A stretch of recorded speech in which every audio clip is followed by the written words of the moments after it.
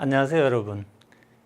세종대학교 대항 휴머니티 칼리지의 이태하 교수입니다. 이번 우리 대학의 모의 논술 시험에 응시하신 여러분 환영합니다. 우리 대학은 매년 6월이면 모의 논술을 보는데, 이 모의 논술은 11월에 있을 수시 논술의 방향을 보여준다는 점에서 특히 우리 세종대학에 관심 있는 학생들에게는 매우 유익한 그런 기회가 될 것 같습니다. 오늘 이번에 저희가 출제한 모의 논술에 대해서 여러분들에게 좀 더 자세히 설명을 드릴까 합니다. 먼저 그 출제 경향, 그 다음에 출제 형식과 난이도, 그 다음에 모의 논술 해설, 그 다음에 채점 기준, 본교 논술의 특징, 이러한 순서로 여러분들에게 설명을 드리겠습니다. 이번 우리 대학의 모의 논술은 작년과 별반 다를 건 없습니다. 2018년도 우리 대학의 수시 모집 논술고사는 다음 두 가지 원칙 아래 출제가 되었는데요. 첫 번째는 이제 대학 수학 능력을 평가하기 위해서 저희가 이제 논술 시험을 봅니다. 그래서 먼저 텍스트를 이해하고 분석하는 능력, 이게 첫 번째 저희가 논술을 통해서 보고자 하는 거고, 두 번째는 논제에 맞게 논리 비판적으로 자신의 의견을 논술하는 능력, 이게 두 가지를 평가하기 위해서 저희가 논술 시험을 보고 있습니다. 그런데 이번 논술 출제를 할 때 우리가 고려하는 것이 바로 뭐냐면 이 고교교육 정상화입니다. 그래서 고교교육 정상화에 기여하기 위해서 모든 제시문은 현재 사용하고 있는 교과서에서만 발췌하고 있습니다. 따라서 고등학교 정규 교육과정을 우리가 성실하게 이수한 학생들이라면 누구나 특별히 논술 교육을 별도로 받지 않아도 답할 수 있도록 그렇게 문제를 구성했습니다. 문항수는 저희 대학은 이제 항상 두 문항을 내고 있습니다. 대문항 하나와 소문항 하나입니다. 시험 시간은 2시간 120분이고, 문항의 이제 소문항은 이제 400자에서 500자 분량으로 작성하면 되겠고요. 형식은 비교 기술형입니다. 그래서 두 개의 제시문을 비교하여 공통점과 차이점을 기술하는 것이고요. 2번 대문항은 1100자에서 1200자 내로 쓰는 것으로 논지 전개형입니다. 하나의 제시문을 다른 두 개의 제시문을 활용해서 비판하는 건데, 여기서 주목할 거는 모두 활용하라는 게 여러분들이 유의해야 될 점입니다. 다음에 이 제시된 분량을 미준수할 경우 0점 처리됩니다. 따라서 채점을 하지 않기 때문에 여러분이 자수에 특별히 신경을 쓰셔야 됩니다. 다음에 이제 그럼 좀 더 구체적으로 볼까요? 제시문 분석을 해보죠. 이번에는 그 모의 논술에는 총 3개의 제시문이 출제되었습니다. 예년에는 보통 4개 정도를 냈는데 올해는 3개로 저희가 줄였습니다. 이거는 이번 11월에 있을 우리 수시 논술에도 동일하게 제시문은 3개를 낼 생각을 갖고 있습니다. 먼저 제시문 간은 뭐냐면 그 출처는 이제 간디, 무엇이 진정한 문명인가, 여기 고등학교 독서와 문법에서 출제했는데, 문명을 소유욕과 사치, 쾌락을 절제하는 개인적 차원의 정신적, 도덕적 가치와 동일시하는 간디의 글입니다. 두 번째 제시문 나는 이제 박지원의 허생전에 나오는 글인데 고등학교 문학교과서에서 발췌했습니다.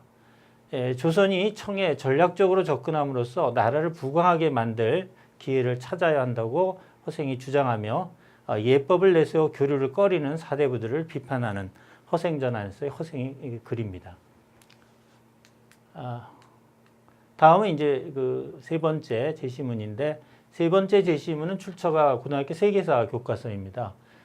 봉건제, 종법제, 천명사상을 통해 정치경제적 체제의 확립과 그다음에 예와 덕의 실천을 꾀함으로써 정치적 질서를 도모했던 고대 중국의 이상국가였던 주나라, 즉 주나라를 설명한 세계사의 지문인데, 주나라를 신뢰로 황호 문명을 설명하고 있습니다. 제시문 분석을 마쳤으니까 이제 좀 소문항과 대문항을 살펴보죠. 첫 번째 1번 문항, 소문항입니다. 소문항의 발문은 다음과 같습니다.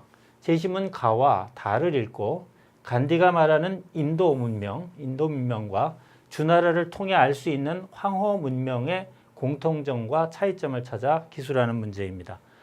발문이 이제 공통점과 차이점을 찾으라고 했기 때문에 이 공통점이 무엇이고 차이점이 무엇인지를 찾아서 그것을 400자에서 500자 사이로 요약을 하시면 되겠습니다. 자, 1번 문항 해설을 좀 더 구체적으로 드릴까요? 가 문항은 이제 재심은 가는 간디의 인도 문명에 대한 기술이고 다는 황호 문명에 대한 세계사의 기술입니다. 그래서 가와 다는 공통적으로 인간의 도덕적 자질이 문명 형성의 중요한 요소이며 통치자의 절대 권력보다 상위에 있는 요소라고 말하고 있습니다. 그 예는 재심은 가에서 왕과 왕의 칼을 윤리의 칼보다 하위에 놓는다는 표현이 나옵니다. 그 다음에 다의 재심문을 보면 통치자의 도덕적 자질에 따라 1000명이 이동한다라는 주장이 나오는데 바로 이러한 것들이 바로 인간의 도덕적 자질이 문명 형성의 중요한 요소고 통치자의 절대 권력보다 상위에 있는 요소라는 이러한 주장의 논거가 되겠죠. 다음에 가는 이건 공통점이고요. 이제 차이점은 가는 도덕을 궁극적인 목적으로 삼고 있는데 반해 다는 도덕을 통치의 수단으로 본다는 거예요. 그게 이제 차이점입니다. 또한 가는 개인적 차원에서 도덕을 논하고 있고 다는 국가적 차원에서 도덕을 논하고 있다는 점이 차이점이다. 이렇게 얘기할 수 있습니다. 따라서 이러한 주요 내용들을 내용으로 해서 이와 같이 쓰시면 대체적으로 400자에서 500자 정도의 분량의 답을 쓰실 수 있습니다. 다음 2번 문항입니다. 2번 문항은 이제 대문항이고요. 1100자에서 1200자 분량의 글입니다. 아까 말씀드렸지 가의 인도 문명에 대한 설명이죠. 가의 간디의 주장과 나의 허생의 주장 가운데 하나를 선택하여 나머지 다른 두 개의 제시문을 활용하여 비판하는 그런 문제입니다. 그래서 여러분들이 선택할 수 있습니다. 가의 주장을 선택할 수도 있고 나의 주장, 즉 허생의 주장을 선택할 수 있는데 가의 주장을 만약에 비판한다면 나와 다의 제시문을 쓰고 나를 비판한다면 가와 다의 제시문을 사용하면 되겠죠. 좀 더 다시 설명드릴까요? 2번 문항은 두 가지 방식으로 답변이 가능해요. 첫째는 가의 간디의 주장에 대해서 비판할 경우에는 나 제시문과 다 제시문을 활용하시면 되고요. 나의 허생의 주장을 반박할 경우에는 가의 인도의 문명과 그다음에 황호 문명 이 두 개를 들어서 이 허생의 주장을 비판하면 되겠습니다. 자, 그럼 대문항 해설을 좀 더 구체적으로 설명드릴게요. 가의 간디의 주장에 대해 나와 다를 활용해 이제 비판하는 경우인데요. 이때 간디의 주장은 이거예요. 문명은 소유욕과 사치, 쾌락을 절제하고 정신적 행복을 추구함으로써 이루어지는 것이다. 이렇게 간디가 주장하고 있죠. 그래서 간디는 문명을 정신적, 도덕적 가치와 동일시하고 있는 그런 특성을 갖고 있어요. 자, 그러면 이 재심은 나를 논거로 활용해 간디의 주장을 비판하는 건데 이 나는 물론 그 박전의 허생전에 나오는 허생의 주장이죠. 나의 논지는 정신적 도덕적 가치보다는 부국강병의 실리를 추구해야 한다는 것이 허생의 주장이죠. 거기에 대해서 이제 그 나의 논지를 갖고 그 간디의 주장을 비판하는 겁니다. 국가의 힘이 약화되어 다른 나라의 침탈을 받게 되면 간디가 말하는 정신적 도덕적 가치도 지킬 수 없다. 이건 뭐 인도의 경우가 그런 거죠. 요컨대 문명의 정신적 가치란 물질과 제도의 뒷받침이 있어야 가능하다 하는 것이다. 이렇게 우리가 추상할 수가 있죠. 그러니까 정신적 가치를 지키기 위해서는 어느 정도의 물질적 문명이 뒷받침이 돼야만 그걸 지킬 수 있다. 따라서 문명의 교류가 필요하다라는 거죠. 이렇게 비판하시면 되겠어요. 다음에 이제 모든 제시문을 다 활용해야 되기 때문에 다의 제시문도 또 활용해야 됩니다. 가를 비판하려면. 자, 제시문 다를 논거로 활용하여 간디의 주장을 비판하는 경우요. 다의 논지는 황호 문명의 논지는 사회 질서 확립을 위해 정치 사회적 제도와 사상이 필요하다라는 그런 주장입니다. 간디의 우려처럼 물질의 풍요가 가져오는 빈부격차, 치안 불안 등이 사회적 문제가 이제 간디가 우려하고 있는 건데 그러나 주나라의 경우처럼 봉건제나 종법제 그리고 천명사상과 같은 정치 사회적 제도와 사상을 통해 우리가 충분히 방지할 수 있다. 그게 또 국가의 기능이기도 하고요. 그래서 간디는 국가의 기능을 지나치게 축소하고 신뢰하지 않지만 사실 주나라의 경우를 보면 국가의 기능이 이러한 빈부격차나 치안불안 이런 문제들을 해결할 수 있다라는 그런 내용이죠. 그래서 이러한 주장을 표력하면서 가의 주장을 반박하면 되겠습니다. 다음은 이제 케이스 2입니다. 허생의 주장을 반박하는 경우인데 일반적으로 우리가 박쥐의 허생전을 읽으면 허생의 입장을 주로 옹호하게 되는데 이거를 얼마든지 또 반박할 수가 있습니다. 자, 허생의 주장에 대해서 간디의 글과 다, 황호 문명을 활용해서 비판하는 거죠. 허생의 주장은 이와 같아요. 조선을 부강하게 하기 위해 청에 전략적으로 접근하고 과거의 예법에 집착하기보다는 우리가 실리를 추구해야 한다라고 주장하고 있죠.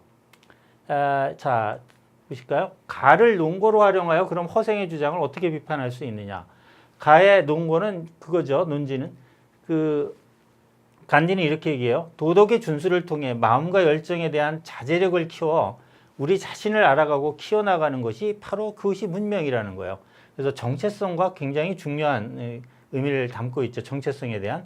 근데 이 예란 마음의 덕이 겉으로 표출된 거라는 거예요. 그러기에 허생이 주장하듯 실리를 따라 예를 버리면 이는 정신적 가치를 버리는 것이자 또한 자신의 정체성을 버리는 것이 된다는 거예요. 그래서 그런 점에서 우리가 가의 논지를 들어서 허생의 입장을 비판할 수가 있겠죠. 그렇다면 이제 다를 들어서 이제 또 나를 비판하는 겁니다. 다의 논지는 도덕과 학문을 기초로 하여 정치 체계와 사회 질서를 바로잡아야 한다. 이게 황호 문명에 대한 논지죠. 자, 허생의 주장처럼 나라의 구국 반경을 위해서는 강대국과 손을 잡고 교류하는 것도 물론 좋아요. 굉장히 중요하고 그러나 예를 무시함으로써 오랜 동안 도덕과 학문을 통해 확립해온 기존의 정치 체제와 사회 질서를 흔드는 것은 잘못된 것이라는 거예요. 이거 우리가 주나라의 예를 통해서 볼 수 있지만 주나라의 경우는 도덕과 학문을 통해서 뭘 만들었어요? 정치 체제를 확립했고 사회 질서를 확립했어요. 그런데 이제 예를 들면 허생의 경우도 청과 우리가 무조건 교류를 한다 하면서 청의 예법을 무조건 따라올 경우에는 조선이 오랜 동안 쌓아왔던 그런 기존의 정치 체제나 사회 질서를 흔들 수 있기 때문에 그것은 옳지 않다 이렇게 비판할 수 있겠습니다. 요거를 이제 제가 여러분들께 여태까지 설명한 것을 좀 더 한 번에 이렇게 요약을 하면 이와 같아요. 먼저 간디의 글을 이제 비판하는 경우죠. 가를. 문진 문명을 추구할 경우 정치적 가치를 훼손하고 첫 번째, 그 다음에 빈부격차, 치안불안 등의 사회 문제를 야기한다. 이게 간디가 물질 문명보다는 정신적 가치, 정신 문명을 강조하는 입장입니다. 그래서 우리가 인간이 정신 문명보다 물질 문명을 추구하면 정치적 가치를 훼손하게 되고 결국은 빈부격차, 사회불안 등의 사회 문제가 야기된다는 거예요. 여기에 대해서 우리 이렇게 얘기할 수 있죠. 반박을. 정치적 가치를 지키기 위해서는 물질 문명이 필요하며 따라서 강대국을 폐허해야 한다. 이건 이제 허생의 주장이기도 하죠. 또한 빈부격차, 빈곤 문제 등 사회적 문제는 정치 체제와 사회 사상을 통해서 해결할 수 있다. 이거는 주나라의 경우죠. 그래서 여기서 보면 나와 다를 통해서 가를 비판하는 그게 되겠죠. 다음 나의 허생의 주장 강병입니다. 여기 죄송합니다. 강병을 위해서는 예를 벗어 던지고 강대국과 교류해야 된다. 이게 주장이죠. 근데 여기서 이제 반박하는 경우 예를 버린다는 것은 정치적 가치를 벗어 던지는 것이며 결국 정체성을 버린다는 것을 의미한다. 또한 오랜 동안 도덕과 학문에 근거해 세워진 정치 체계를 흔들어 놓음으로써 사회적 혼란을 야기하게 된다. 이렇게 우리가 반박할 수가 있죠. 그래서 여기서 정치적 가치, 요거는 이제 간디의 글이고 뒤에 번은 다 황호 문명에 대한 예를 들어서 나를 비판할 수가 있습니다. 그래서 이런 식으로 이 간디를 비판하든 허생을 비판하든 이러한 논지를 통해서 여러분들이 비판하면 되겠습니다. 그 다음에 이제 여러분들에게 마지막으로 채점 기준을 말씀드릴게요. 1번 소문항을 채점하는 데는 이게 4가지 기준을 갖고 채점합니다. 총 논술 점수는 600점이고요. 1번 소문항에 200점, 그 다음에 대문항에 400점을 주고 있습니다. 1번 소문항의 경우 이제 공통점을 제대로 기술했을 경우 50점. 그 다음에 1번 소문항에서 차이점을 제대로 기술했을 경우 50점. 그래서 100점이 되죠. 가장 중요한 비중이고요. 그 다음에 이제 표현력인데 여러분이 충분히 적절한 표현을 어휘를 선택해서 사용하고 있는가, 또 글이 매끄럽게 흘러가고 있는가 이런 것들을 보는데 이게 50점입니다. 그 다음에 정서법입니다. 정서법은 주로 이제 맞춤법, 띄어쓰기, 또 원고지 사용법 이런 것들을 보는데 이것도 50점입니다.